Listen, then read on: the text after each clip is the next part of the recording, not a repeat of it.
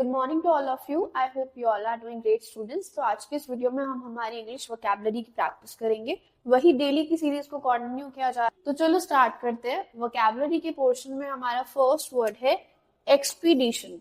Student, expedition word हमने last वाले video में भी किया था।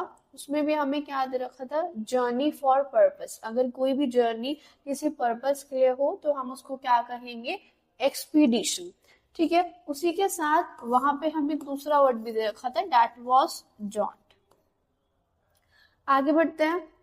A journey undertaken by a group of people with a particular purpose, especially that of exploration, research और war। जब भी किसी exploration, research और war के लिए कोई भी जर्नी की जाए, that will be called expedition।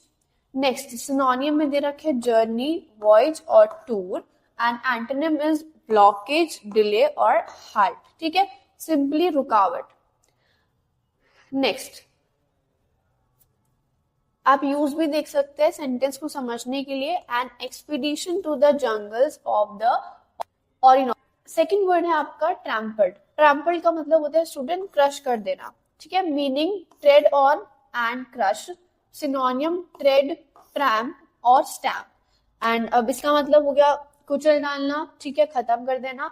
And antonym क्या हो जाएंगे? क्रिएट करना, बिल्ड करना और कंस्ट्रक्ट करना। Use the fence had been trampled down. Question number third, हमारा थर्ड वर्ड है acquisition. Acquisition word is very important, इसको समझते हैं। An asset or object bought or obtained typically by a library or museum। जब भी हम किसी library और म्यूजियम से कोई भी एसेट लेके आते हैं या फिर सिंपल लैंग्वेज में कोई ऑब्जेक्ट लेके आते हैं, उसको हम क्या कहेंगे? एक्विजिशन। सिनोनियम परचेज, एसेशन और एडिशन। अब यहाँ पे ऐड करने की बात आई है, ठीक है, तो यहाँ पे एंटोनिम में किसकी बात आ जाएगी? लॉस करने की। Then deprivation, the legacy will be used for a new acquisitions. Simply in simple language asset जो होते हैं हमारे, ठीक है, एंड एसेट का हमारा अपोजिट क्या होता है? लायबिलिटीज। ये लिख देते हैं liability. Next word is inconspicuous. Inconspicuous का मतलब simply not clear, unclear.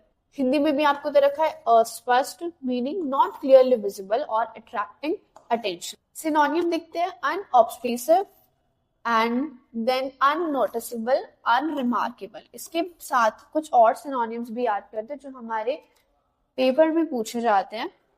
Antonyms will be, वो था हमारा इनकॉन्स्पिक्यूअस, ये हो गया कॉन्स्पिक्यूअस, देन नोटिसेबल, इसका opposite, then high profile. It means that is attractive, और you can say that can seek your attention. Use an inconspicuous red brick building. It means this building is attractive. All right, and it is very much visible.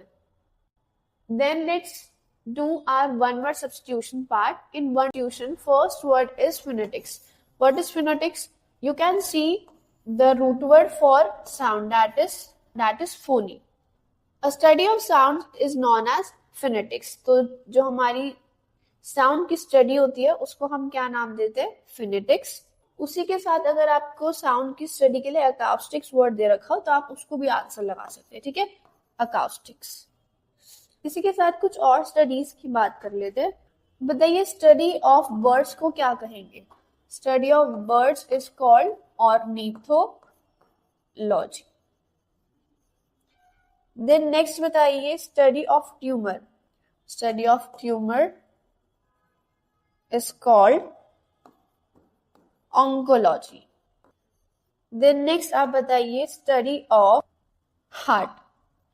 Study of heart, heart के doctor कौन होते हैं? Cardiologist. So heart की study क्या हो जाएगी? Cardiology. Next आ जाइए question number 6। चलिए 6 वर्ड है हमारा स्टैट्यूट।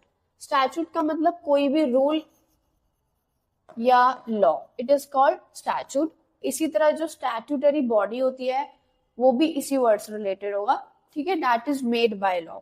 मिस स्पेलिंग्स में हम देखते हैं, हमें फर्स्ट स्पेलिंग दे रखी है मिस्टीरियस की। ये जो बोल्ड वाली स्पेलिंग दिख रही है it is the correct spelling, ठीक है, MYSTERIOUS, मिस्टीरियस। नेक्स्ट 8 स्पेलिंग देखते हैं ऑर्डिनरी। इसकी स्पेलिंग भी ध्यान देना, ORDINARILY। ठीक है, नेक्स्ट इडियम में आ जाते हैं। इडियम में आपका पहला इडियम है back to back. Back to back आपको पता है, एक के बाद एक। आपने बोला कि यार बैक टू बैक वैकेंसीज आ रही हैं, it means one after another. If thing happen to back to back, they are directly one after another, एक के बाद एक। Most of us lived in back-to-back terrace houses and council houses. Last आपका दे रखा है bad mouth. When you are bad mouthing, you are saying negative things about someone or something. मतलब जब आप किसी चीज के लिए negative कहेंगे, you will be called as bad mouth. I do not like to speak with people who enjoy bad mouthing. मैं उन लोगों को पसंद नहीं करता जो bad mouthing करते हैं। इट मीन्स जो नेगेटिव बात बोलते हैं।